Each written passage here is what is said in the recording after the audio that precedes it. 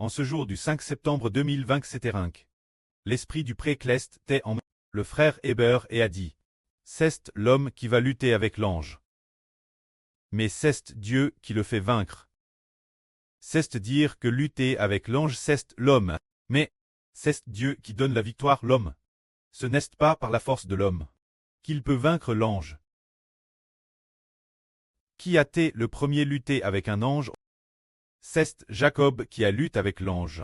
Jacob avait digé 97 ans. Ce moment-là, il a lu de toutes ses forces. Jusqu'à ce que finalement, l'ange frappe l'embouchure de la hanche de Jacob, et qu'il se mette boiter. Mais bien qu'il boite, il a finalement vaincu. Est-ce parce que sa force dépassait celle de l'ange? Comme il est dit ici, c'est l'homme qui va lutter avec l'ange. Mais c'est Dieu qui le fait vaincre. En réalité, c'est Dieu qui, en raison de la foi de Jacob, et de ses efforts constants, a donné Jacob la force de vaincre l'ange. La force en Jacob ne venait pas de lui-même, parce qu'il avait la foi, et qu'il luttait de toutes ses forces. Finalement, Dieu a mis la force en Jacob. Et finalement, Jacob a vaincu l'ange.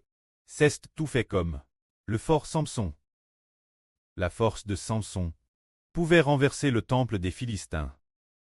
Sa force était immense. Pourtant sa force ne venait pas de lui-même. Elle venait de Dieu, tant que ses 7 tresses étaient sur sa tête. S'entrecoupe.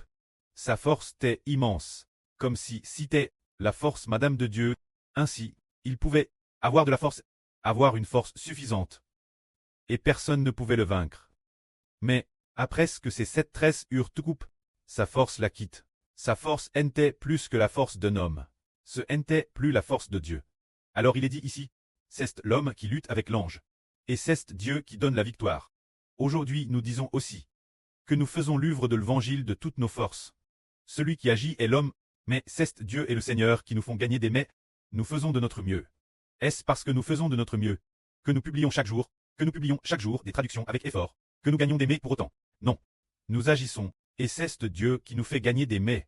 Ce n'est pas nous-mêmes qui gagnons des mais, c'est Dieu le prêt éternel qui nous donne ces personnes, c'est le Seigneur Jésus-Christ qui nous les donne. Alors nous faisons des efforts, et Dieu bénit, et nous recevons grâce Dieu.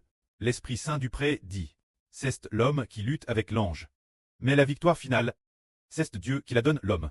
Que l'homme vainque, c'est pour que l'homme rende gloire Dieu.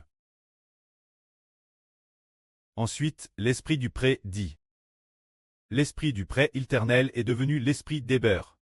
Est devenu l'Esprit d'Héber, c'est dire que le Saint-Esprit du pré est devenu l'Esprit du frère Héber. Le Seigneur a aussi dit là sur Ruth, le frère Héber c'est le Seigneur c'est le frère Héber. Le frère Héber et le Seigneur ne font qu'un seul corps. Le frère Héber a également dit, il y a 2 pierres étroitement collées ensemble, devenues une seule pierre. Cela signifie que le frère Ashber et le Seigneur sont un. L'Esprit du Seigneur est en frère Ashber. Et frère Ashber obéit au Seigneur. Par conséquent, l'Esprit du pré est en frère Ashber. Il en va de Madame. L'Esprit du pré est en frère Ashber. Et frère Ashber obéit étroitement au pré-Clest. Alors, le pré-Clest, le Seigneur et frère Ashber sont comme une seule personne. Il y a 3 esprits dans cette pierre. Ceux de Dieu, du Seigneur et de frère Héber. Que la gloire soit au pré et au Seigneur.